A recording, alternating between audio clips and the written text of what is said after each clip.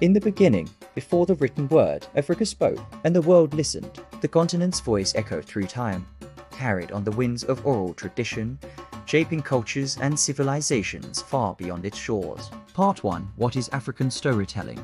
African storytelling is more than just a pastime. It's the lifeblood of a continent's cultural heritage. Griots, praise singers, and elders have long been the guardians of this rich oral tradition, weaving tales that educate, entertain, and preserve the wisdom of generations. From folk tales to proverbs, songs to epic narratives, these stories form the foundation of African identity. In Africa, stories weren't just told, they were lived. Part 2. Mythmakers and tricksters.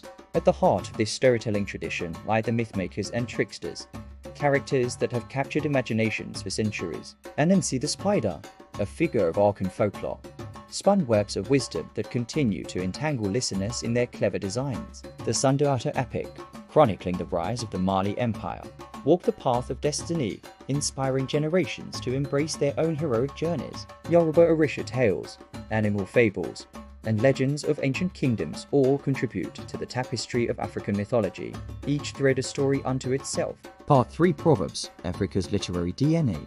Proverbs, often described as Africa's literary DNA, distill centuries of wisdom into concise, poetic phrases. Until the lion learns to write, every story will glorify the hunter, goes one such proverb, highlighting the power of narrative and the importance of diverse voices. These miniature poems serve as moral compasses, guiding individuals through life's complexities and influencing literature across the African diaspora. A proverb is a poem in miniature, a truth wrapped in rhythm. Part 4. From oral to written.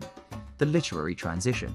The transition from oral to written literature marked a pivotal moment in African cultural history. Colonial disruption threatened to silence the continent's voice, but it also sparked a movement to preserve and evolve African storytelling. Early writers like Thomas Mofolo and Amos Tutuola bridged the gap between oral and written traditions, paving the way for future generations of African authors. This transition wasn't without controversy, as debates raged over language and authenticity. Writers like Ngigi Wa advocated for African languages, while others, like Chinua Achebe, saw English as a tool for reaching a global audience. Africa wrote back with rhythm, resistance, and remembrance.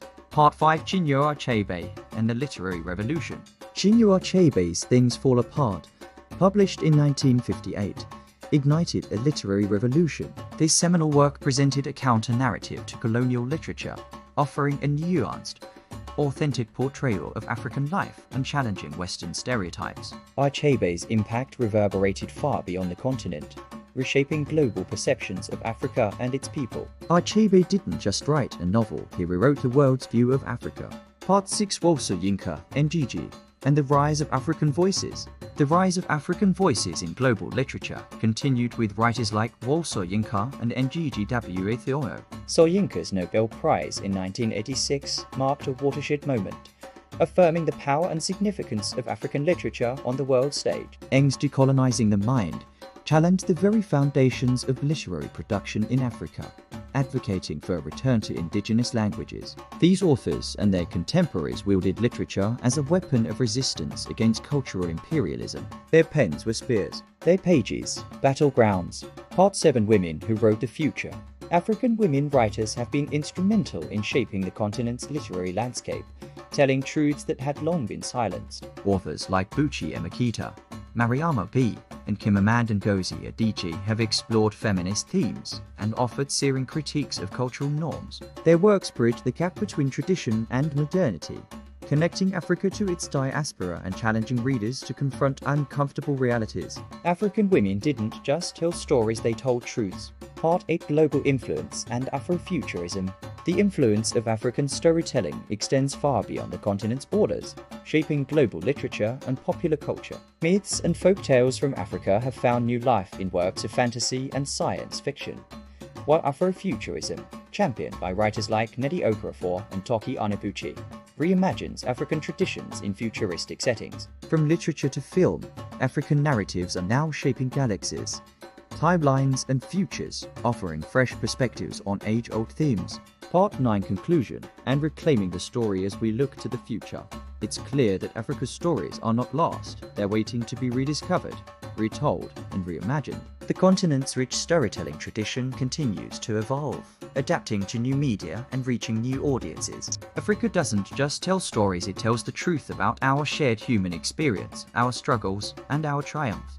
In a world hungry for authentic voices and diverse perspectives, African literature stands as a testament to the power of storytelling. It reminds us that long before the first word was written, Africa spoke. And now, as the continent's voice rises once again, the world is listening with renewed interest and respect. From the griots of ancient empires to the digital storytellers of today, Africa's narrative tradition has always been about more than entertainment. It's a living, breathing chronicle of human experience, a repository of wisdom, and a catalyst for change.